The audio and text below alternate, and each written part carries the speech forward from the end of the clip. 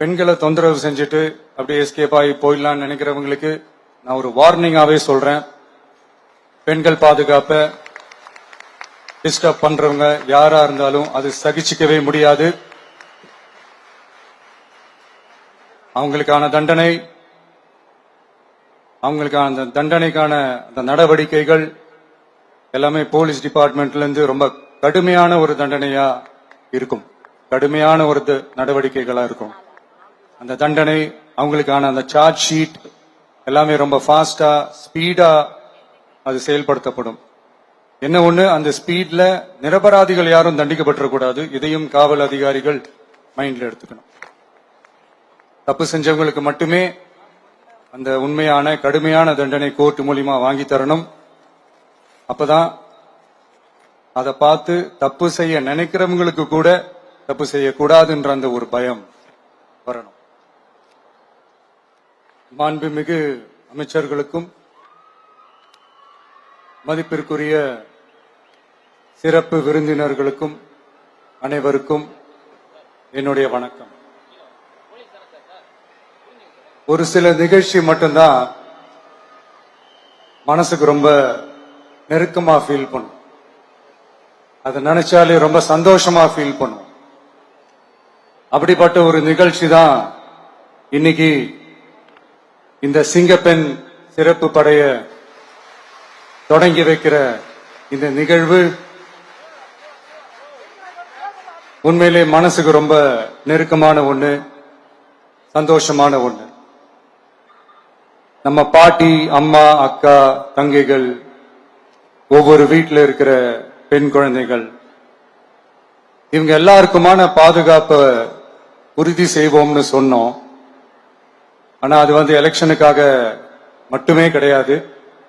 மனசுல இருந்து நிஜமா உண்மையா உணர்வு பூர்வமா சொன்னதுதான். பெண்களுக்கு எதிரான இந்த கொடுமைகள்ல நமக்கு எப்பவுமே 0 டாலரன்ஸ் தான். அதுல ரொம்ப உறுதியா இருக்கிறோம். சோ சொன்னது எல்லாமே செய்யணும். கொஞ்சம் கொஞ்சமா படிப்படியா அதை செயல்ல கொண்டு வரணும். அதுல ரொம்ப தெளிவா இருக்கிறோம்.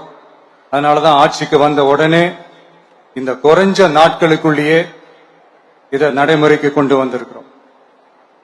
தமிழ்நாட்டில் இருக்கிற பெண்கள், பெண் குழந்தைகள் எல்லாருமே பாதுகாப்பா தன்னம்பிக்கையோட இருக்கணும். அதுக்கான முதல் கட்டம் தான் இந்த ஸ்டெப். இது மனசுக்கு ஒரு மன நிறைவை கொடுத்தாலும் அதே நேரத்தில் பெண்களை பத்தின சில செய்திகள்லாம் கேட்கும் போது உண்மையிலேயே மனசு பதறுது, கண்ணு கலங்குது. அது கண்ட்ரோல் பண்ணவே முடியல. ஏன்னா நடக்கிற கொடுமைகள்லாம் யாருக்குங்க? நம்ம குடும்பத்தை சேர்ந்தவங்க தானே. எப்படி மனசு பதறாம இருக்கும்? அதனால பெண்களுக்கு எதிராக இதெல்லாம் ஏன் நடக்குது, எதுக்கு நடக்குதுன்றது மற்றவங்க மாதிரி ரீல்ஸ்லயும் இன்ஸ்டாலையும் தேடிட்டு இருக்க முடியாது. ரியாலிட்டிய புரிஞ்சுக்கணும். சோ இந்த பிரச்சனைகள்லாம் ஏன் நடக்குது அப்படின்றத அனலைஸ் பண்ணி பார்க்கும்போது சுத்தி சுத்தி பாத்தீங்கன்னா ஒரே இடத்துலதான் நிக்குது. போதை பொருள் நடமாட்டம். அதை வேரோட பிடுங்கி எறியணும். இது 2026 போன மாசம் மே மாசம் 10ஆம் தேதி இந்த பிரச்சனை புதுசா முளைச்சு வந்துடல.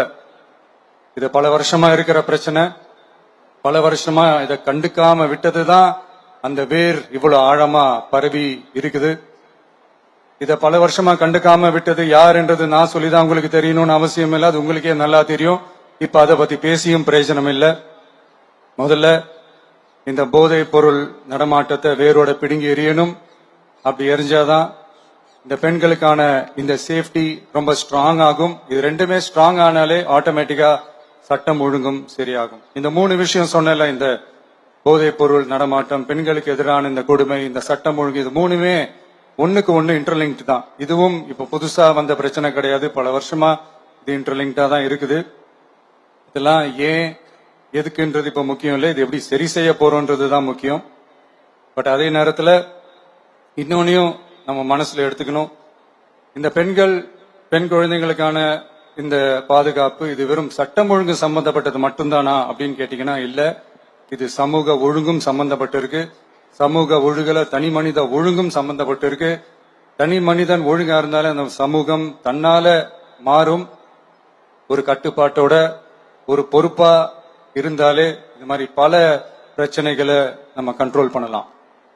படிக்கிற இடத்துல, வேலைக்கு போற இடத்துல, டிராவல் டைம்ல, ஆனா டெய்லி லைஃப்ல பயம் இல்லாம மரியாதையோட நம்ம பெண்கள் வாழணும். அதுக்கான ஒரு அட்மாஸ்பியரை நம்ம கிரியேட் பண்ணணும். அதுதான் நம்மளுடைய ஃபர்ஸ்ட் டார்கெட்டு. இவ்வளவு நேரம் நான் இதெல்லாம் ரொம்ப சாஃப்டா சொல்லிட்டு இருந்தேன். ஆனா பெண்களை தொந்தரவு செஞ்சுட்டு அப்படியே எஸ்கேப் ஆகி போயிடலாம்னு நினைக்கிறவங்களுக்கு நான் ஒரு வார்னிங்காவே சொல்றேன். பெண்கள் பாதுகாப்பை டிஸ்டர்ப் பண்றவங்க யாரா இருந்தாலும் அது சகிச்சுக்கவே முடியாது. அவங்களுக்கான தண்டனைக்கான அந்த நடவடிக்கைகள் எல்லாமே போலீஸ் டிபார்ட்மெண்ட்ல இருந்து ரொம்ப கடுமையான ஒரு தண்டனையா இருக்கும். கடுமையான ஒரு நடவடிக்கைகளா இருக்கும். அந்த தண்டனை, அவங்களுக்கான அந்த சார்ஜ் ஷீட் எல்லாமே ரொம்ப ஃபாஸ்டா, ஸ்பீடா அது செயல்படுத்தப்படும். என்ன ஒண்ணு, அந்த ஸ்பீட்ல நிரபராதிகள் யாரும் தண்டிக்கப்பட்டிருக்கூடாது. இதையும் காவல் அதிகாரிகள் மைண்ட்ல எடுத்துக்கணும். தப்பு செஞ்சவங்களுக்கு மட்டுமே அந்த உண்மையான கடுமையான தண்டனை கோர்ட் மூலியமா வாங்கி தரணும். அப்பதான் அதை பார்த்து தப்பு செய்ய நினைக்கிறவங்களுக்கு கூட தப்பு செய்யக்கூடாதுன்ற அந்த ஒரு பயம் வரணும். இந்த சிங்கப்பெண் சிறப்பு படைக்காக நம் அரசு சார்பாக முதற்கட்டமாக 354 கோடிக்கு மேல நிதி ஒதுக்கப்பட இருக்கு. இந்த திட்டத்தோட இரண்டாவது கட்டமா இந்த படைக்காக மட்டுமே 2500 புதிய பணியிடங்கள் உருவாக்கப்பட உள்ளது. பெண்களோட பாதுகாப்பை ஸ்ட்ராங் பண்றதுக்காக மாடர்ன் ஃபெசிலிட்டிஸ் இருக்கிற வாகனங்களும், நவீன உபகரணங்களும், தொழில்நுட்ப சாதனங்களும் அலாட் செய்யப்பட இருக்கு. ஆல்ரெடி உமன் சேஃப்டிக்காக செயல்படுற அமைப்புகளுக்கு அடிஷனல் ஸ்ட்ரென்த் அண்ட் சப்போர்ட்டா இந்த சிங்கப்பெண் படை செயல்படுங்கிறத மீண்டும் வலியுறுத்தி சொல்ல விரும்புறேன். பெண்களுக்கு எதிரான குற்றங்கள் நடக்கிறதுக்கு முன்னாடியே அதை தடுக்கிற காவல் நடவடிக்கையில இந்த படை முக்கிய பங்கு வகிக்கும். ஃபீல்ட் ஒர்க்ஸ் அண்ட் பிரிவென்டிவ் ஆக்ஷன்ஸ்ல இந்த படை ஈடுபடுறதால அனைத்து மகளிர் காவல் நிலையங்கள் எல்லாம் வழக்கு விசாரணையிலும் குற்றவாளிகளுக்கு தண்டனை வாங்கி தர்றதிலையும் இன்னும் அதிக கவனம் செலுத்த முடியும். பெண்களை ஃபாலோ பண்றது, பாலியல் தொல்லை தர்றது, டார்கெட் பண்ணி திரும்ப திரும்ப தொந்தரவு செய்யறது, பெண்கள் கடத்தல் முயற்சி, பப்ளிக் பிளேஸ்ல அசிங்கமா நடந்துக்கிறதுக்கு பஸ்ல தொல்லை தர்றது, கூட்டத்துல பெண்களுக்கு தொல்லை தர்றதுன்னு இது மாதிரி தப்ப தடுக்கிறதுல ரொம்ப முக்கியமா இந்த சிங்கப்பெண் படை செயல்படும். பெண்களுக்கு எதிரான குற்றங்களை தடுக்க நடவடிக்கை எடுக்க இந்தியாவிலேயே முதல் முறையாக ட்ரோன் வாயிலாக பெட்ரோல் முறை அறிமுகப்படுத்தப்படும். நம்ம வீட்டு பெண்கள் அவங்களோட ட்ரீம்ஸ் அண்ட் எக்ஸ்பெக்டேஷன்ஸ் என்ன அப்படின்றத நம்ம அரசு நல்லாவே புரிஞ்சு வச்சிருக்கு. அது கொஞ்சம் கொஞ்சமா நாங்க செயல்படுத்துவோம். உங்களுக்கான மரியாதையும் தான், உங்களுக்கான அந்த கண்ணியமும் தான் நம்ம அரசினுடைய highest and most important priority. ஒரு கவர்மெண்டோட அந்த விஷன் அண்ட் டார்கெட் ஆனஸ்டா இருந்தாலே போதும். பிளான்ஸ் அண்ட் அட்டெம்ப்ட்ஸ் அது போற பாதை சரியா இருக்கும்னு சொல்லுவாங்க. அப்படிப்பட்ட ஒரு கவர்மெண்ட் தான் நம்மளுடைய கவர்மெண்ட், உங்களுக்கான கவர்மெண்ட். இந்த ஷார்ட் ஸ்பேன்ல இந்த சிங்கப்பெண் சிறப்பு படைய நடைமுறைக்கு கொண்டு வந்து இதுக்கு ரொம்ப கடுமையா உழைச்ச காவல்துறை அதிகாரிகளுக்கும் பணியாளர்களுக்கும் இந்த நேரத்தில் என்னுடைய பாராட்டுகளை தெரிவிச்சுக்கிறேன்.